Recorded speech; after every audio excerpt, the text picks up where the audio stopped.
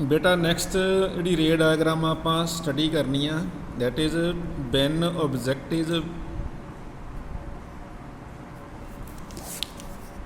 Between C and F आप तीन कर लिया सीगियां डेट आप first was at the infinity ठीक है सैकंड सीगा beyond the centre of curvature third आप स्टडी की when the object was at C centre of curvature now we have to study when object is placed between C and F centre of curvature and focus.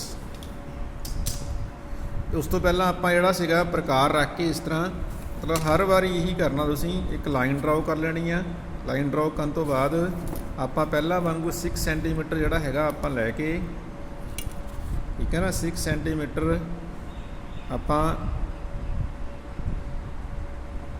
Radius लैके आप एक arc draw कर लेनी है ठीक है जी। बड़ा इत्थे सेंटर होना सी प्रकार आपां दी कंपास का सिरा होना तिखा सिरा वो सी तो वह हाफ जोड़ा होना आ वो एज यूजल पहले की तरह हाफ जोड़ा फोकस होना। हुण बेटा असी जोड़ा ऑब्जैक्ट रखना that is between C and F. हुण इत्थे आपां रखना ऑब्जैक्ट नूं ये साडा ऑब्जैक्ट हैगा ठीक है ना। ऑब्जैक्ट नूं असी शो कर रहे ए बी दे नाल ते बेटा फस्ट जिहड़ी रे आपां इत्थे ड्रॉ करनी आ जिद्दां पहलां करदे सीगे। First we have to draw parallel ठीक है ना। सानू पता जी पैरलल हैगी आ that will pass through the focus.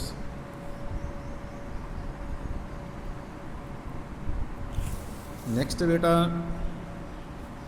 दूसरी ray of light that will pass through F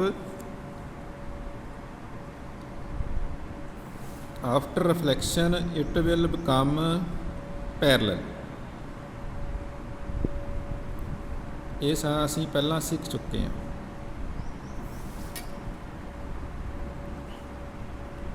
हुण where the two rays will meet जिथे दोनों रेखावां जिहड़ियां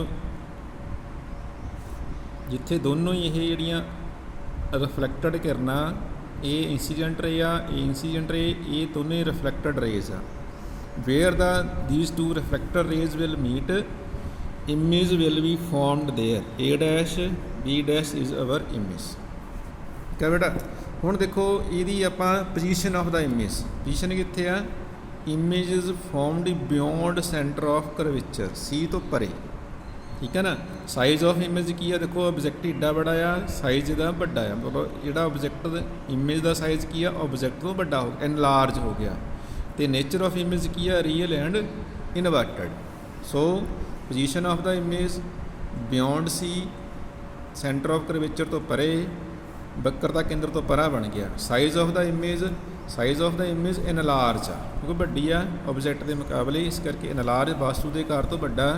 नेचर तो यदा हमेशा जदों भी when rays of light reflected rays of light actually meet the image formed is always real and inverted. दोनों रेज जड़ियाँ रिफ्लैक्टड रेज आ दे आर एक्चुअली मीटिंग और जी इस तरह इमेज बननी आ दैट इज़ रियल एंड और रियल ने हमेशा इनवर्टेड होना। इस करके नेचर ऑफ द इमेज की है रियल एंड इनवर्टेड वास्तविक ते उल्टा। बटा ये सी when object is between C and F.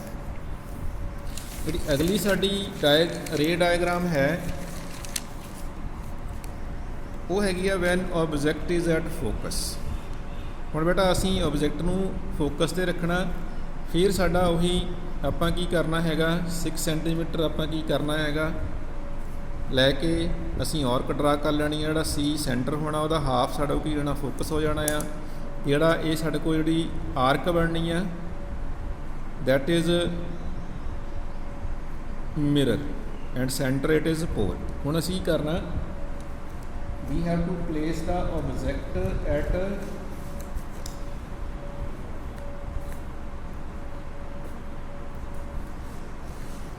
F. ਜਦੋਂ भी ਜਿਹੜਾ ऑब्जैक्ट हैगा फोकस से रखा जाना तो इमेज जी वो किस तरह बननी है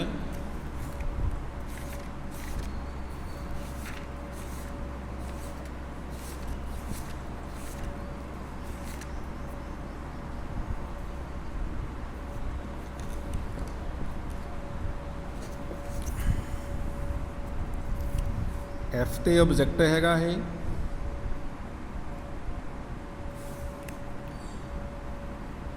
A B, object A B. ਆਪਾਂ ਰੇ ਡਰਾਅ ਕਰਨੀ ਆ ਪੈਰਲਲ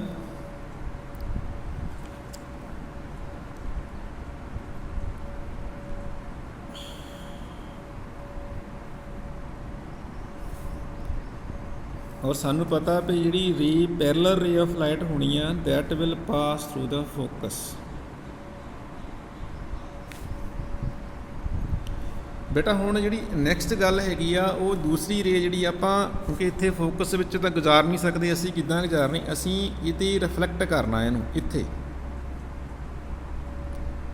ਇਸ ਕਿਰਨ ਜਿਹੜੀ ਹੈਗੀ ਆ ਇਹਨੂੰ ਕਿਤੇ ਵੀ ਜਿਹੜਾ ਹੈਗਾ ਅਸੀਂ ਇੱਥੋਂ ਕਰਾ ਸਕਦੇ ਹਾਂ, ਠੀਕ ਆ। ਜਾਂ ਅਸੀਂ ਜਿਹੜੀ ਹੈਗੀ ਆ ਸੈਕੰਡ ਰੇ ਜਿਹੜੀ ਆਪਾਂ ਲੈਣੀ ਆ that be will have to take passing through the C.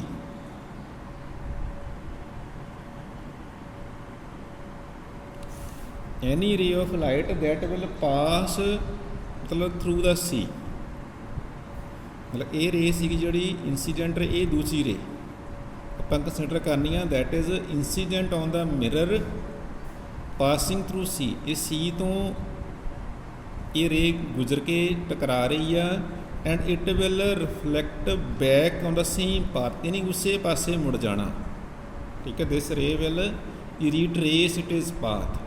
Three rays are any ray of light that is parallel to the principal axis will pass through the focus. Any ray of light that is incident on the mirror passing through the F, ਜਿਹੜੀ F ਚੋਂ ਗੁਜ਼ਰ ਕੇ ਟਕਰਾਉਂਦੀ mirror ਦੇ ਨਾਲ ਉਹ parallel ਹੋ ਜਾਂਦੀ ਆ, ਠੀਕ ਆ। ਦੋ ਰੇਜ਼ ਸੀਗੀਆਂ, ਪਰ ਥਰਡ ਰੇ ਕੀ ਜਿਹੜੀ ਆ the ray that is incident on the mirror passing through the center of curvature that will pass through the center of curvature। ਜਿੱਧਰੋਂ ਉਹ ਆਉਂਦੀ ਆ ਉਹ ਉੱਧਰ ਹੀ ਜਾ ਕੇ ਕੀ ਹੋਣਾ ਆ, ਉਸੇ ਰਸਤੇ ਉਹਨੇ ਵਾਪਸ ਮੁੜ ਜਾਣਾ। ਹੁਣ ਬੇਟਾ ਧਿਆਨ ਦਿਓ, ਇਹ ਦੋਨੇ ਰੇਜ਼ ਜਿਹੜੀਆਂ ਹੈਗੀਆਂ ਇਹ ਬਹੁਤ ਦੂਰ ਜਾ ਕੇ ਮਿਲਣੀਆਂ, ਠੀਕ ਆ। These rays will meet at a far point. ਤੇ ਇਮੇਜ ਕਿੱਥੇ ਬਣਨੀ ਆ, ਇਸ ਕਰਕੇ here in this case image position image will be formed at infinity, ਅਨੰਤ ਦੂਰੀ 'ਤੇ ਬਣਨੀ ਆ, ਠੀਕ ਹੈ ਨਾ। ਸਾਈਜ਼ ਆਫ ਦਾ ਇਮੇਜ ਕੀ ਹੋਣਾ, ਉਹ ਬਹੁਤ ਵੱਡਾ ਹੋਣਾ, ਕਿਉਂਕਿ ਉਹ ਦੂਰ ਜਾ ਕੇ ਮਿਲਣਾ। Size of the image will be highly enlarge, ਵਾਸਤੂ ਦੇ ਮੁਕਾਬਲੇ ਬਹੁਤ ਵੱਡਾ ਹੋਣਾ। Nature of the image that will be real and inverted, ਵਾਸਤਵਿਕ ਅਤੇ ਉਲਟਾ। ਇਹ ਸੀ ਬੇਟਾ ਸਾਡੀ 5th ਡਾਇਗਰਾਮ। ਹੁਣ ਜਿਹੜੀ ਨੈਕਸਟ ਹੈਗੀ ਆ